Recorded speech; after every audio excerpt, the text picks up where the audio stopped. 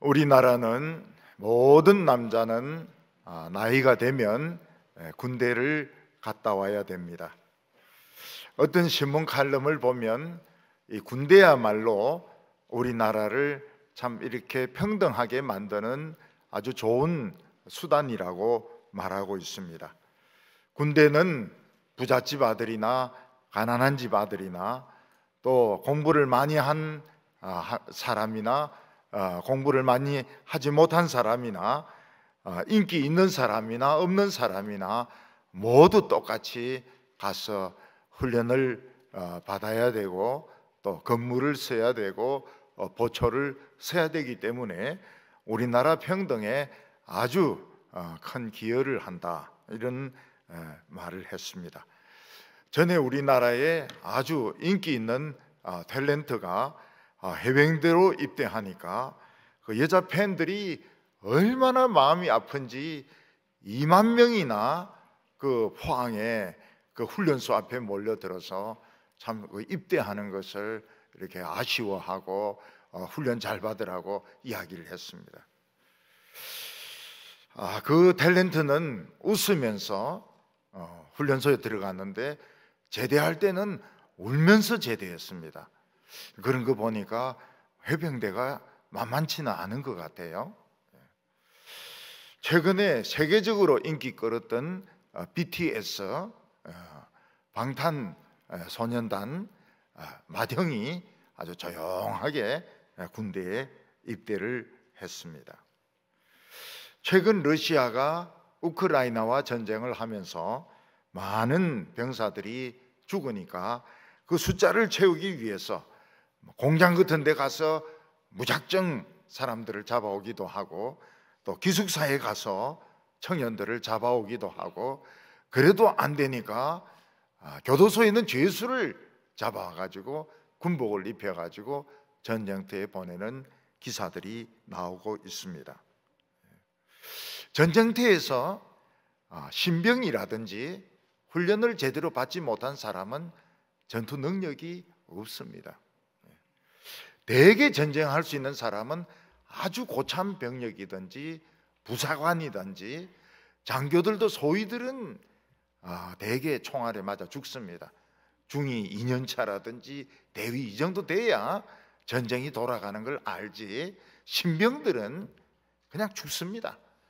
그래서 어떤 한 신병이 교도소에 있다가 전쟁터에서 살아서 돌아왔는데 뭐라고 이야기하는가 하면 우리는 총알 바지였다, 이런 이야기를 했습니다.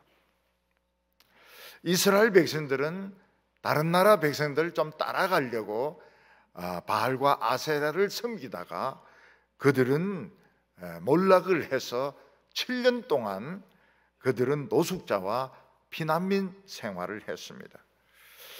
그들이 도저히 먹고 살 길이 없어서 하나님께 부르짖었을 때 하나님은 기드온을 보내셨습니다. 하나님께서 기드온을 통해서 바알상과 아세라상을 부수게 하시고, 바알은 부수게 하시고 중단됐던 예배는 회복하게 하셨을 때에 이스라엘의 많은 사람들이 바알상을 부수게 되었습니다. 그랬더니 미디안 족속들이 7년 동안 지배하고 있었던 미디안 족속들이 13만 5천 명의 거군을 이끌고 요단강을 건너와서 이스라엘 백성들을 치려고 쳐들어왔습니다. 이 미디안 족속들은 그 정해진 자기 땅이 없어요. 그래서 13만 5천 명이 쳐들어온 것은 이번에 이스라엘 백성들을 완전히 가나안 땅에서 몰아내고 죽이고 몰아내고 여기에 미디안 나라를 세울 의도를 가지고 대군이 몰려든 것입니다. 그래서 미디안이 노리고 있는 것은 이스라엘의 인종 청소입니다. 이스라엘이라는 족속은 다 죽인다. 그리고 이 땅에 미디안 나라를 세운다. 이것이 미디안의 계획이었습니다. 기드온은 나팔을 불어서 전쟁할 사람 모이라고 하니까 이스라엘 백성들 3만 2천 명이 모였습니다. 13만 5천 명, 그것도 사막의 강도들이고 정말 깡패들인 이 미디안 족속과 농사만 짓는 이스라엘 백성들 3만 2천 명은 이거는 전쟁이 되지가 않습니다. 이스라엘 백성들은 전멸을 아마 당할 것입니다. 그런데 하나님께서는 기드온에게 뭐라고 말씀하셨는가 하면 3만 2천 명이 많다고 하면서 군대를 줄여야 된다고 말씀하셨습니다. 오늘 첫 번째로 성경이 이야기하고 있는 것은 모든 영광은 하나님께 돌아가야 된다 하는 것입니다. 오늘 1절 말씀을 보면 여룻바알이라 하는 기드온과 그를 따르는 모든 백성이 일찍이 일어나 하롯셈 곁에 진쳤고 미디안의 진영은 그들의 북쪽이요 모래산 앞 골짜기에 있었더라. 이스라엘을 여행하시는 분들은 이스라엘 군대에 아주 샘이 있는 것을 보게 됩니다. 그 샘은 솟아나는 물량이 많아가지고 큰 웅덩이를 이루고 있고 또 거기서부터 시내가 흘러가는 것을 볼 수가 있습니다. 이스라엘 백성들은 그런 샘 중에 하나인 하롯셈 부근에 3만 2천 명이 진을 쳤습니다. 물론 3만 2천 명이 적은 숫자는 아닙니다. 그런데 미디안 족속은 북쪽에 있는 골짜기에 13만 5천 명이 진을 쳤습니다. 성경에는 골짜기라고 하지만 실제로는 굉장히 넓은 평지입니다. 아주 넓은 평지에 무수한 미디안의 용사들이 거기에 진을 치고 있었습니다. 기드온은 바알상을 부수고 난 후에 자기에게 어떤 변화가 생긴 것을 느꼈습니다. 그게 뭔가 하면 하나님의 음성이 들리기 시작하는 겁니다. 오늘 우리 성도님들도 예배드리면서 하나님의 음성이 귀에 들리기를 바랍니다. 하나님이 나에게 하시는 음성을 들어야 됩니다. 하나님께서는 이스라엘 백성들 모인 것을 보고 기드온에게 말씀을 하셨습니다. 기드온에게 용기를 내어라. 3만 2천 명이 어디냐? 용기를 내어라. 그리고 끝까지 내가 너를 도와주겠다. 이런 말씀을 하셨으면 기드온이 참 그래도 좀 용기가 났을 텐데 하나님은 기드온에게 도저히 이해할 수 없는 말씀을 하셨습니다. 그게 무엇인가 하면 지금 이 3만 2천 명 너무 많다. 이 3만 2천 명 가지고 싸우면 나 안 도와준다. 인원을 팍 줄여야 된다고 말씀하셨습니다. 2절에 보면 여호와께서 기드온에게 이르시되 너는 따르는 백성이 너무 많은즉 내가 그들의 손에 미디안 사람을 넘겨주지 아니하리니 이는 이스라엘이 나를 거슬러 스스로 자랑하기를 내 손이 나를 구원하였다 할까 함이라. 지금 이스라엘이 존재하느냐 없어지느냐 하는 이런 위기에 3만 2천 명이 왔다는 것은 너무 적게 온 것입니다. 이스라엘 백성들이 이런 전쟁이라면 한 30만 명 정도 와야 됩니다. 그런데 이스라엘 백성들이 한 7년 정도 노숙자 생활하고 피난민 생활하고 난 뒤에는 자신감이 다 없어져 버렸습니다. 싸울 의욕이 없어져 버렸어요. 그래도 나온 사람이 3만 2천 명인 겁니다. 서울역이나 이런 데서 노숙자 생활하는 분들 누군가가 직장을 구해주겠다 이래도 못합니다. 왜냐하면 노숙자 생활하면서 자신감을 잃어버리기 때문에 막 술을 마시고 그냥 계단에서 자고 이게 습관이 돼가지고 전쟁이라고 하는 것, 일이라고 하는 것은 할 자신이 없는 것입니다. 하나님께서는 기드온에게 뭐라고 말씀하셨습니까? 너희들이 3만 2천 명 가지고 싸워서 이겼으면 너희들이 용감하고 너희들이 열심히 싸우고 너희들이 머리를 잘 쓰고 이래서 이겼다고 하나님의 영광을 너희들이 다 가져갈 거다. 나는 그것을 원치 않는다고 말씀하셨습니다. 하나님께서는 우리가 사소한 데서 나누는 대화도 다 듣고 계십니다.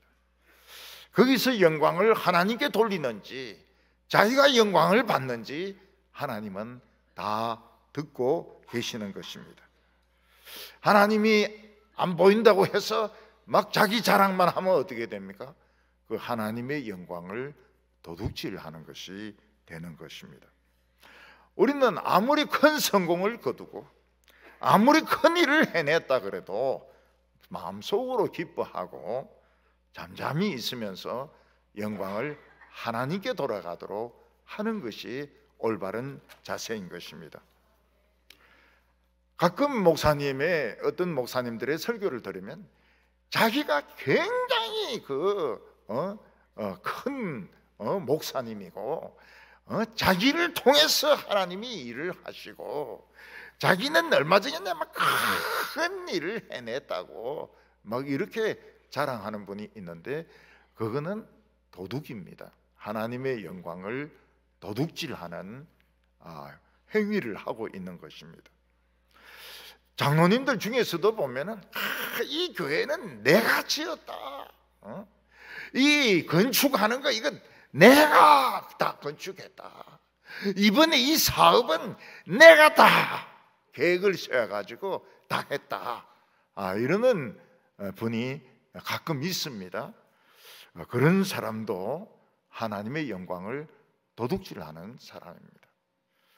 하나님은 그런 예배에 함께 하시지 않습니다. 왜냐하면 가장 귀중한 하나님의 영광을 도둑질했기 때문에 그 도둑놈들 예배에 하나님은 찾아오시지 않는 것입니다. 하나님은 이스라엘의 이 위기를 통하여 13만 5천 명의 미디안이 쳐들어온 이 위기를 통하여 완전한 영광을 받으시기를 원하셨습니다. 기드온도 영광을 좀 받고 이스라엘 백성들도 영광을 좀 받고 하나님도 영광을 좀 받으시고 이런 나누먹기식의 영광이 아니고 100% 영광이 하나님께 돌아오기를 원하셨습니다. 그래서 하나님은 뭐라고 말씀하십니까? 3만 2천 명 가지고는 이 내인의 영광 다 안 돌린다. 인원을 더 줄여야 된다. 그렇게 말씀하셨던 것입니다. 군대 장군들은 군인들이 죽으면 죽은 만큼 새로운 신병을 보충을 해야 됩니다. 새로운 신병 보충 못하면 지는 겁니다. 근데 하나님께서는 그나마 싸우겠다고 온 그 병사들, 이스라엘 백성들을 너무 많다는 거 돌려보내라고 하는 겁니다. 기드온은 처음부터 하나님을 의지했습니다. 근데 하나님을 의지한 결과가 무엇입니까? 자기가 기대한 것과 정반대입니다. 한 30만 명 정도 와서 넉넉하게 전쟁을 이기는 것이 아니고 3만 2천 명 왔는데 그것도 하나님은 더 줄이라고 말씀하시는 것입니다. 우리가 때로는 병에 걸리기도 하고 또는 경제적인 어려움을 당하기도 하고 직장에서 여러 가지 위기를 당하기도 하는데 처음부터 하나님을 의지했습니다. 근데 결과가 좋아지는 경우도 있지만은 점점 결과가 나빠질 때도 있습니다. 그때 정말 하나님이 살아계시긴 살아계시는가? 하나님이 내 기도를 듣기는 하시는가? 이런 의심이 들 때가 많습니다. 그때 하나님이 원하시는 것이 무엇입니까? 나는 내 영광을 사람들과 나누지 않는다. 100% 영광을 받기를 원한다. 그러려면 너는 더 가난해져야 되고 너는 더 병들어야 되고 너희 숫자는 더 줄어들어야 된다고 말씀하시는 겁니다. 이것이 우리가 생각하는 것과 정반대되는 하나님의 말씀인 것입니다. 그래서 하나님은 기드온에게 두려워 떠는 자들은 여기서 다 집으로 돌아가라고 명령하게 하셨습니다. 3절에 이제 너는 백성의 귀에 외쳐 이르기를 누구든지 두려워서 떠는 자는 길르앗 산을 떠나 돌아가라 하라 하시니 돌아간 백성이 22,000명이요 남은 자가 10,000명이었더라. 이스라엘 백성들 중에서는 기왕 싸우러 나왔으니까 한번 붙어보자 이런 백성도 있었겠지만 거의 많은 사람들은 떠밀려 나와가지고 그 전쟁터에서 미디안 군사들의 그 숫자와 그의 난폭함을 보고서 덜덜덜덜 떨고 있는 사람들이 많이 있었던 것입니다. 하나님께서는 뭐라고 말씀하고 있습니까? 두려워 떠는 자는 집으로 다 돌아가라고 그랬습니다. 사실 군인들 중에서 전쟁을 앞두고 두려워하지 않는 자가 어디 있습니까? 해병대가 상륙하기 전에 보면 이 LVT 정에서 막 십자가를 입에 맞추기도 하고 막 벌벌벌 떨면서 탁 내려가면 막 그냥 바닷물로 뛰어내려서 뛰어가야 됩니다. 공수부대원들도 뛰어내리 점프하기 전에 그 막 벌벌벌 떱니다. 군인들 중에서 전쟁을 좋아하는 사람 누가 있습니까? 특히 옛날 전쟁은 숫자로 하는 전쟁이기 때문에 한 사람이라도 더 붙들어서 싸우게 만들어야 됩니다. 근데 하나님께서는 두려워 떠는 사람은 길르앗산을 떠나가라 이렇게 명령하신 것입니다. 길르앗산은 요단 동편에 있는 산인데 아마 이 본토에도 똑같은 이름을 가진 산이 있었던 것 같습니다. 두려워 떠는 자들은 집으로 돌아가라. 얼마나 많이 돌아갔는지 22,000명이 돌아갔어요. 3분의 2가 돌아갔습니다. 10,000명만 남았어요. 10,000명만. 막 머리털 빠지듯이 사람들이 쑥쑥쑥 대열에서 나오더니 그냥 집으로 가버리는 겁니다. 오늘 만약 제가 예배 드리기 싫은 사람 집으로 가세요 이러면 성경책 탁 덮어가지고 그냥 가실지 모르겠어요. 예. 우리 안 가실 것 같은데 예. 너무 기쁜 소식이다. 오늘 옆에네 때문에 붙들려 왔는데 어떻게 하나님이 내 마음을 아시고 가라고 하시느냐. 막 3분의 2가 가고 3분의 1만 남아있으면은 예배 드리는 분들도 마음이 별로 기쁘지 않을 겁니다. 그리고 본격적으로 우리 목사님에게 머리가 이상해지게 되었구나 뭐 이런 생각을 했을 겁니다.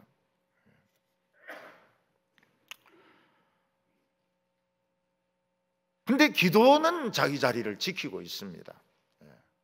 32,000명이 32,000명 중에서 22,000명이 갔는데 10,000명하고 기도는 자리를 지금 지키고 있습니다. 기도원이 왜 이런 하나님의 말씀에 순종했을까요? 기도원은 자기가 처음 하나님을 만났을 때 죽었다고 생각한 겁니다. 나 죽었다. 나는 막 의지고 생각이고 없다. 그냥 난 죽었으니까 하나님 한번 마음대로 한번 해보십시오. 그래서 돌아갈 사람 돌아가라니까 22,000명 돌아가고 10,000명만 남아있는 것입니다. 보통 전쟁할 때 보면 전쟁이 불리해지면 지휘관이 먼저 도망가는 경우가 있습니다. 지휘관이 도망가면 그 병사들은 다 죽든지 포로가 되게 됩니다. 우리가 하나님의 일을 할 때 자기 포지션을 딱 지켜야 됩니다. 누가 뭐라고 하든지 간에 자기 위치를 지켜야 됩니다. 하나님의 일을 하면서 상황이 나빠진다고 해서 도망가면 안 됩니다. 두려워 떨면 안 됩니다. 두려워하지 말고 믿기만 하라. 우리는 두려움과 싸워야 됩니다. 두려움과 싸우려고 하면 내가 처음 하나님 만났을 때 나 죽었다. 하나님이 알아서 하실 거다. 이렇게 마음을 먹고 자기의 위치를 지켜야 되는 겁니다. 하나님은 무엇을 원하십니까? 100% 영광이 하나님께 돌아가기를 원하십니다. 그래서 뭐 나도 잘했고 너도 잘했고 뭐 우리도 잘했고 그리고 하나님께 영광 돌립시다, 이거 하나님 이거 원치 않는 거예요. 하나님 절대로 원치 않는 겁니다. 하나님은 그냥 온천하가 하나님 앞에 잠잠하고 하나님만 영광 받기를 원하시는 겁니다. 그러면 우리는 더 낮아져야 되고 우리는 더 작아져야 되고 우리는 더 아파야 되고 우리는 더 고통 가운데 있어야 되는 겁니다. 오늘 두 번째로는 끝까지 하나님의 말씀에 순종한 결과입니다. 기도는 참 이 절망적인 상황에서 끝까지 하나님 말씀에 순종하려고 했습니다. 그 다음에 나온 하나님의 말씀은 더 심한 말씀이었습니다. 하나님이 뭐라고 말씀하십니까? 10,000명이 남았다고. 10,000명 이거 너무 많다. 너희들이 10,000명 가지고 싸워서 이겼으면 너희들이 용감하고 머리가 좋고 열심히 싸웠기 때문에 이겼을 거라고, 떠들어댈 거라고 하나님은 말씀하셨습니다. 10,000명 너무 많다. 10,000명이 또 줄이자. 이게 하나님이 하신 말씀이었습니다. 상대방은 13만 5천 명입니다. 그런데 10,000명이 남았어요. 상대방은 13배입니다.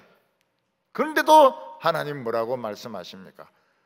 10,000명 너무 많다. 너희들은 더 작아져야 되고 더 줄어들어야 되고 더 힘이 없어져야 된다고 말씀하고 있습니다. 이스라엘 백성들은 오전 내내 숫자를 헤아리고 뭐 이렇게 한다고 굉장히 힘이 들었을 겁니다. 또 돌아간 사람들의 숫자도 많았고 남아있는 숫자도 10,000명이나 되니까 카운트하는 게 얼마나 힘듭니까? 그래서 그들은 목이 굉장히 말랐습니다. 하나님은 이스라엘 백성들에게 그 시냇물에 가서 물을 마시도록 하라고 했습니다. 이것이 하나님의 시험이었습니다. 하나님은 기도원이 어떤 힌트를 가지지 못하도록 어느 쪽을 데리고 싸우겠다는 말씀을 안 하셨습니다. 그런데 이스라엘 백성들 10,000명이 냇가에 내려가서 물을 마시는데 거의 대부분은 냇가에 무릎을 꿇고 얼굴을 물에 쳐박아가지고 입으로 꿀꺽꿀꺽 물을 마셨습니다. 꿀꺽꿀꺽 뭐 벌컥벌컥 마시니까 배에 막 잔뜩 물을 마실 수가 있었습니다. 그런데 아주 적은 인원이 한쪽 무릎만 꿇고 손으로 떠서 홀짝홀짝 물을 마셨습니다. 뭐 벌컥벌컥 마셨다고 해서 뭐 나쁜 것도 아니고 홀짝홀짝 마셨다 해서 좋은 것도 아닙니다. 그런데 하나님께서는 벌컥벌컥 마신 벌컥발을 따로 모으라고 했습니다. 9,700명이 벌컥벌컥이었습니다. 홀짝홀짝 마신 사람들 따로 모으라 했더니 300명만 홀짝홀짝 마셨습니다. 그래서 하나님은 기도원에게 뭐라고 말씀하십니까? 홀짝홀짝 마신 300명하고 싸울 테니까 9,700명을 돌려보내라고 했습니다. 그 9,700명이 신이 나서 돌아갑니다. 남은 300명은 뭡니까? 남은 300명은 뭡니까? 이 300명을 가지고 뭘 합니까? 뭐 자살 특공대를 만듭니까? 뭘 하자는 겁니까? 아마 9,700명은 돌아가면서 기도원이 저거 돌았다고 미쳤다고 하면서 욕을 하면서 다 돌아갔을 겁니다. 누가 봐도 이거는 말도 안 되는 짓이고 미친 짓입니다. 왜 이 9,700명이 물을 마실 때 무릎을 꿇고 엎드려서 벌컥벌컥 마셨을까? 우리는 이유를 모릅니다.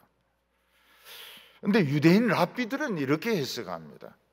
물을 마시기 위해서 무릎을 꿇고 마신 사람은 바알에게 무릎을 꿇은 적이 있다.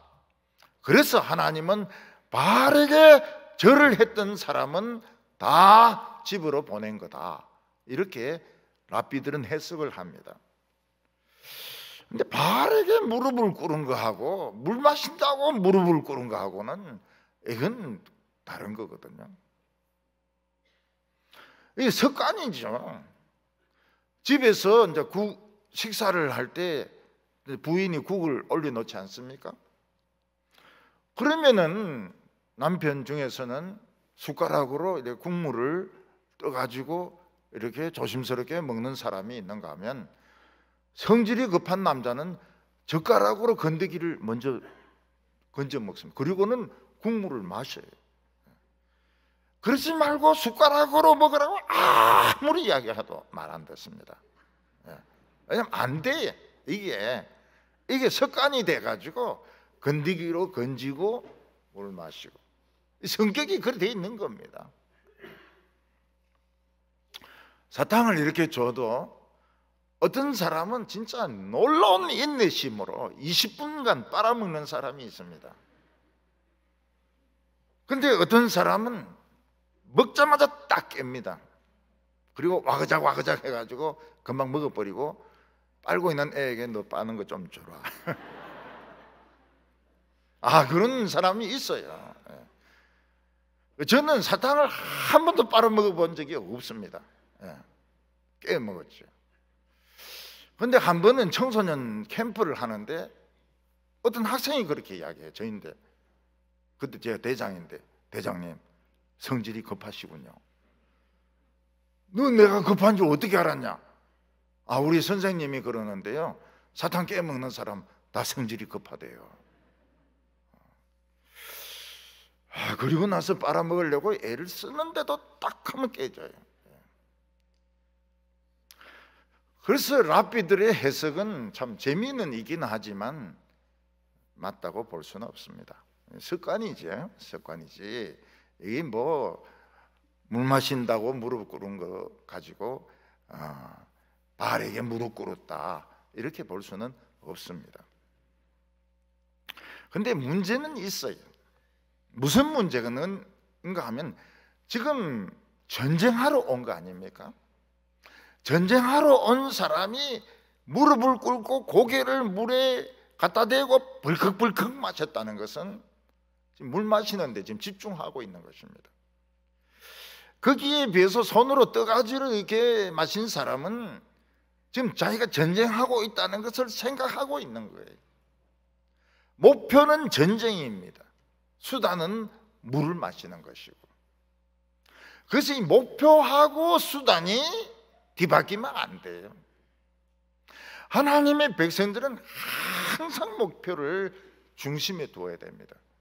그리고 다른 것들은 수단이고, 수단은 안 해도 되고, 적게 해도 되고, 포기해도 되고, 이 융통성이 없으면은 이거는 억지로 가게 되는 겁니다. 지금 제일 중요한 것이 무엇인가? 그리고 나머지는 다 부수적인 것이거든요. 근데 그냥 물 마시는 데만 집중을 한 사람은 그게 이제 목표인 겁니다. 물배를 채우는 게 목표고, 전쟁은 그 다음인 거예요.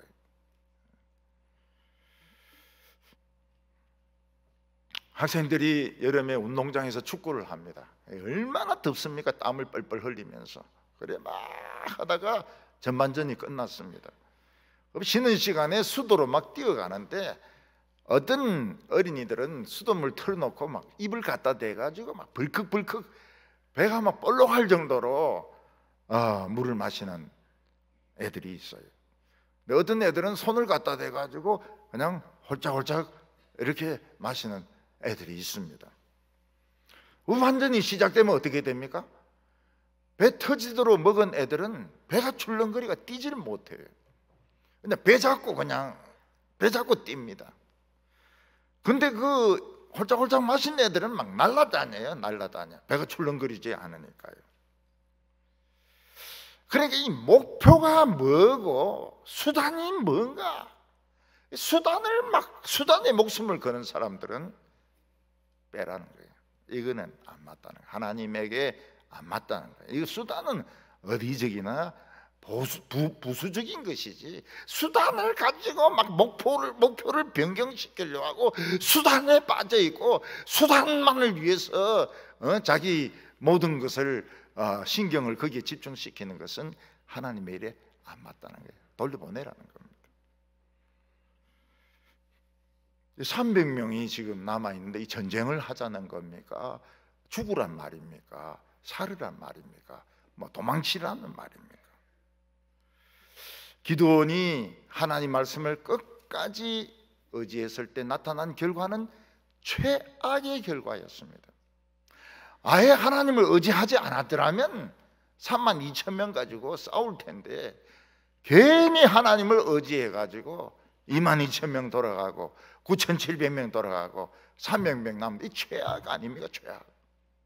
하나님을 의지한 결과가 최악이었습니다. 최악.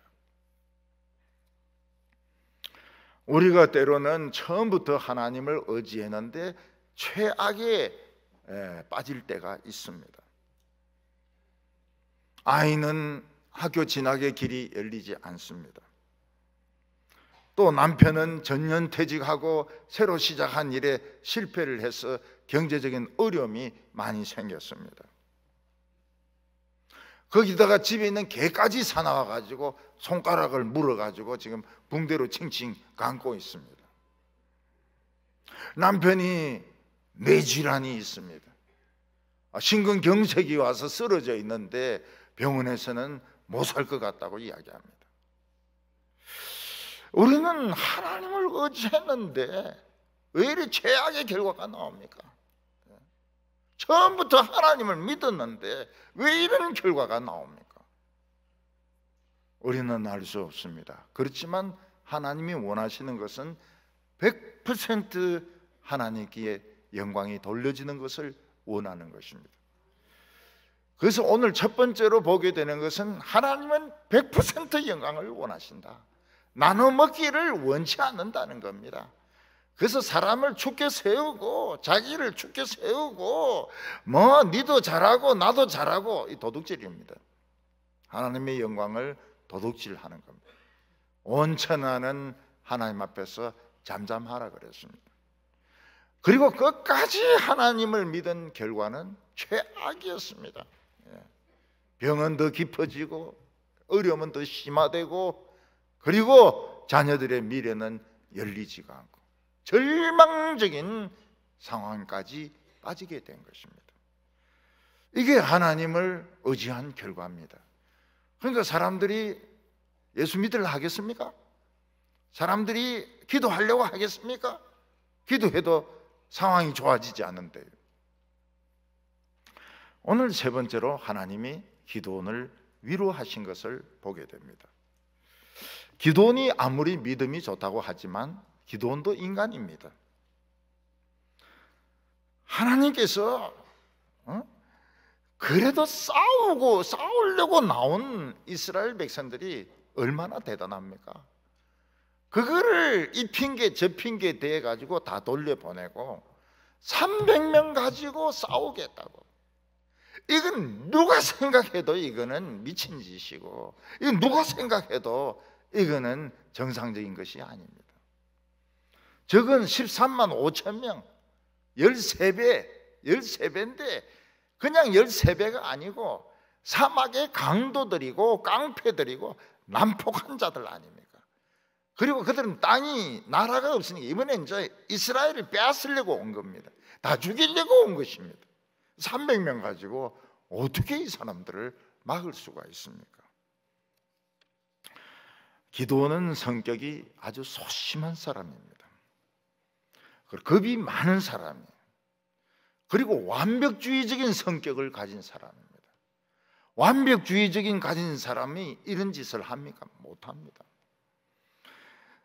기도는 일단 하나님의 말씀에 순종하기는 했습니다.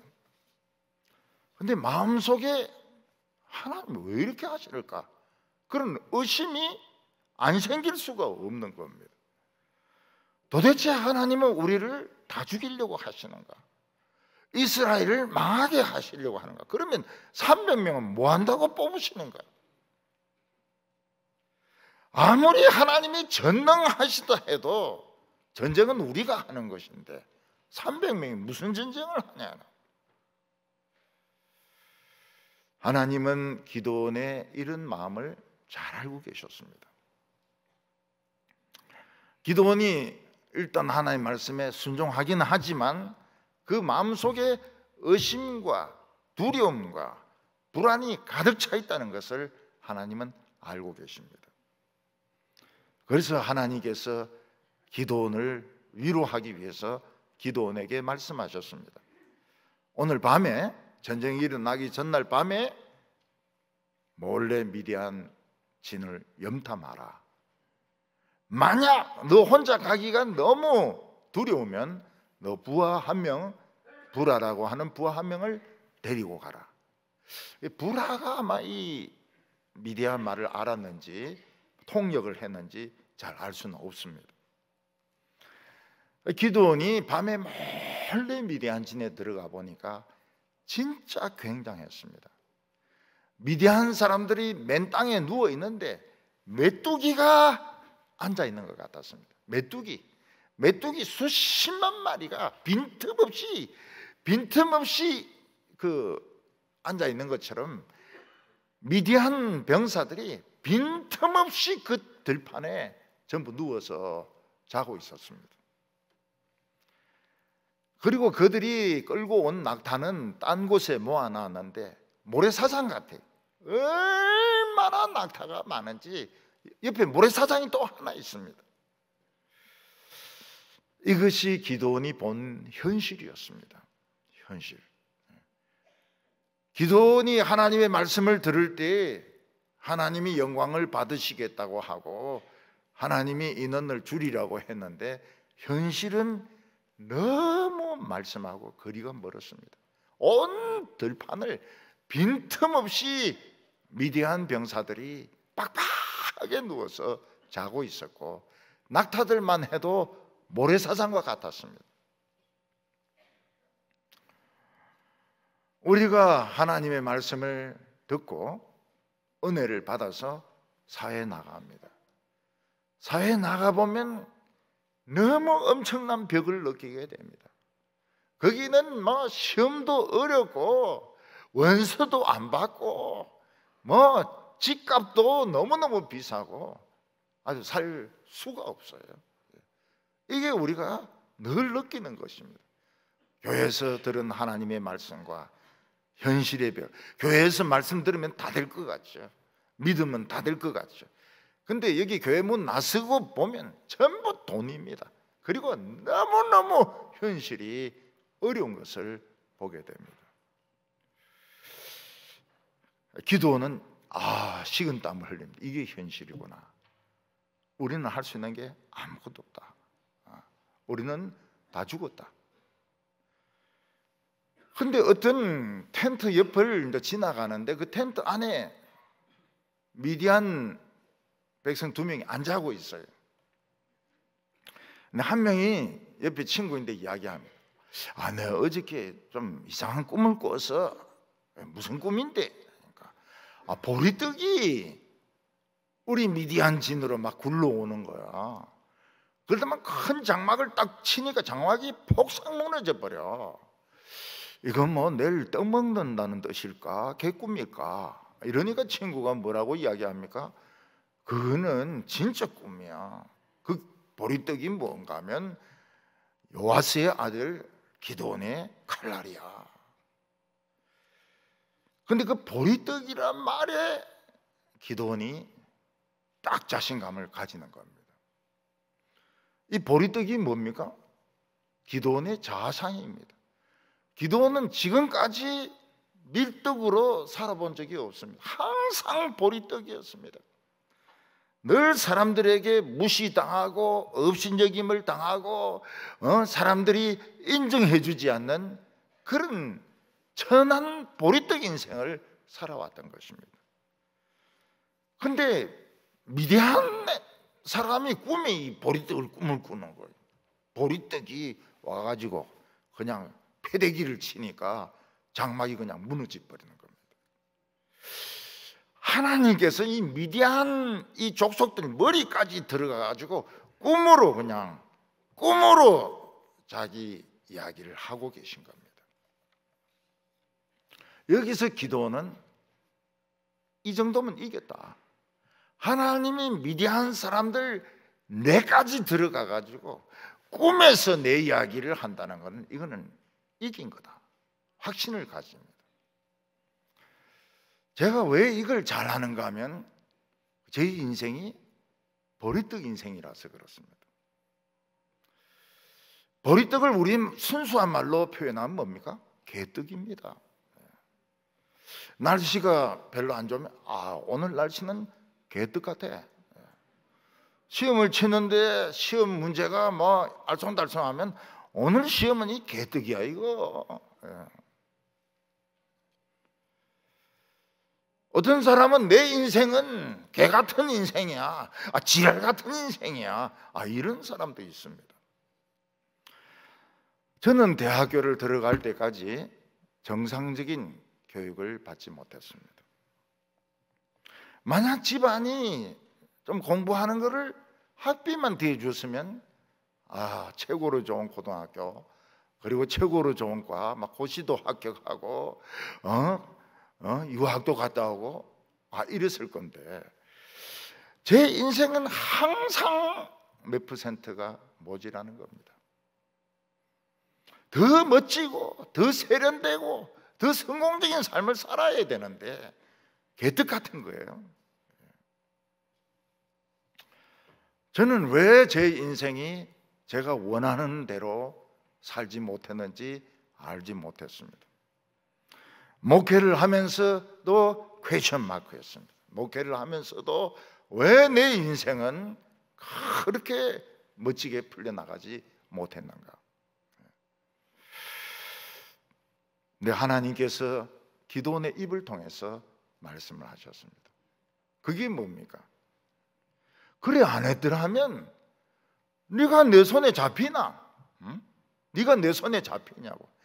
네가 얼마나 잘난 체하고 네가 얼마나 똑똑한 체 할 텐데 네가 내 손에 잡혀가지고 하나님 일을 하겠나? 그건 우리 집사람도 그 똑같은 이야기를 합니다. 고래 나갔다라면 당신은 너무 교만했을 거라고. 그거 알아요.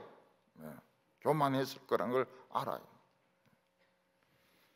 얼마나 잘난 체 했을까 그걸 알고 있는 겁니다.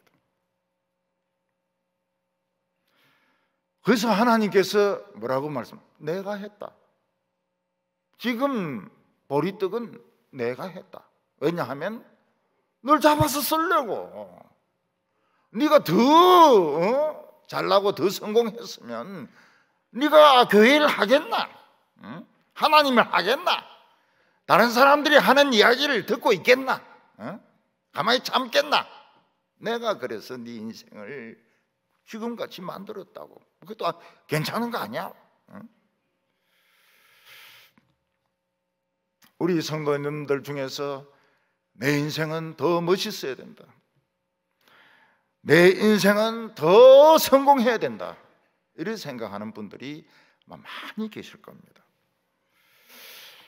나는 돈이 없어서 그렇지 더 좋은 학교를 졸업했어야 되고, 나는 더 좋은 직장을 다녔어야 되고, 더 마음에 드는 신랑이나 신부하고 결혼했어야 되고,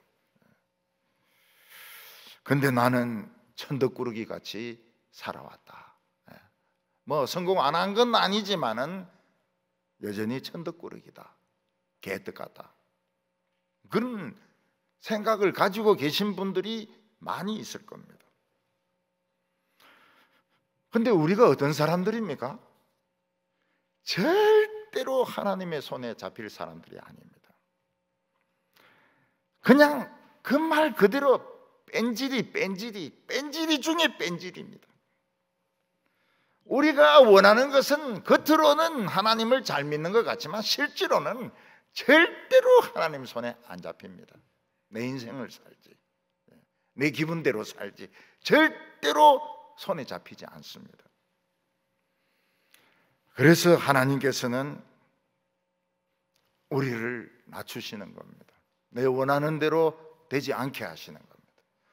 어떤 사람은 학교 들어가도 재수해가 들어가고 삼수해 가지고 들어가고, 어떤 사람은 사업 잘 되다가 그냥 사업이 이제 멈추기도 하고, 어떤 사람은 공부 잘 하다가도 또 중단하기도 하고. 우리는 하나님 손에 잡힐 사람이 아닙니다. 진짜 뺀질이죠, 뺀질이.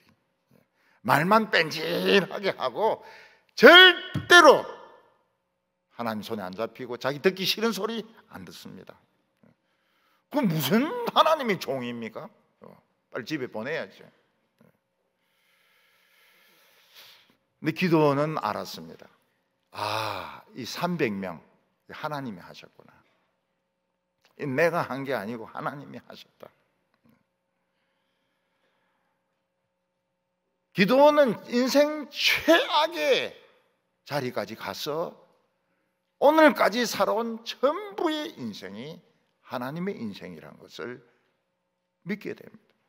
우리가 지금까지 살아온 거 전부 하나님이 하신 겁니다. 왜 내가 대구에 있어야 돼? 지금 샌프란시스코에 있어야 되지, 뉴욕에 있어야 되지, 내가 왜 여기 있어야 돼? 삼덕동에 왜 나와야 돼? 보통 인간입니까? 우리 크리스찬들은 자신이 보리떡 같은 것이 최고의 무기입니다. 보리떡이 칼날로 변하는 거예요. 자기 모습 그대로 자연스럽게 나갈 때 사탄이 부들부들 뜹니다. 사탄의 목을 베일 수가 있어요. 근데 오늘날 기독교가 보리떡을 버렸습니다. 생크림 케이크가 된 겁니다. 생크림을 잔뜩 발라놓은 한 개에 그냥 막 10만 원씩 하는 이런 생크림 케이크가 돼가 기독교가 이렇게 멋있다, 이렇게 세련됐다, 막 이렇게 학적 수준이 높다. 결국은 한번 턱 건드리니까 다 부서져 버리는 겁니다. 이런 보리떡은 집에 던지가지고 그래도 안 부서집니다. 보리떡하고 칼날은 어울리지가 않아요. 보리떡은 제일 둔한 것이고 칼날은 제일 예리한 것입니다. 하나님은 기도원에게 뭐라고 말씀해? 너 모습 그대로 나가라. 너 모습 그대로 나가면 이게 칼날로 변해가지고 기도원을 다 친다는 겁니다. 우리 성도들이 일부러 세련되려고 할 필요가 없습니다. 그냥 있는 모습 그대로, 세련되었으면 세련된 그대로, 세련 안 됐으면 세련 안 된 그대로 그냥 자기 모습 그대로 가는 거예요. 남 눈치 볼 필요가 없습니다. 그때 하나님의 기적이 일어나게 됩니다. 하나님의 역사가 일어나게 됩니다. 오늘 저희들이 지금까지 살아온 거 하나님 원망하지 마십시다. 내 모습 이대로 만든 거 하나님이 하신 것입니다. 보리떡이 된 것은 하나님이 하신 것입니다. 오늘 저녁에 보리떡이 날아가서 미디안 진을 부순다고 했습니다. 칼날같이 사용되는 귀한 성도들 되시기 바랍니다. 기도드리겠습니다. 하나님 아버지, 우리가 하나님께 순종하고 하나님께 우리에게 인생을 맡겼을 때 상황은 점점 나빠지고 어떤 때는 최악의 경우까지 빠질 때 우리는 하나님을 의심하고 우리 신앙을 버리려고 생각할 때가 많습니다. 오늘 이 모습까지 만드신 하나님, 이것은 전부 하나님이 하신 것입니다. 우리가 잘못한 거 아닙니다. 하나님 앞에서 이것을 인정하게 하여 주시옵소서. 우리 인생의 의문이 풀리게 하여 주시옵소서. 내 모습 이대로 나아가게 하여 주시옵소서. 우리 떡이 칼날로 변하게 하여 주시옵소서. 예수님의 이름으로 기도하옵나이다. 아멘.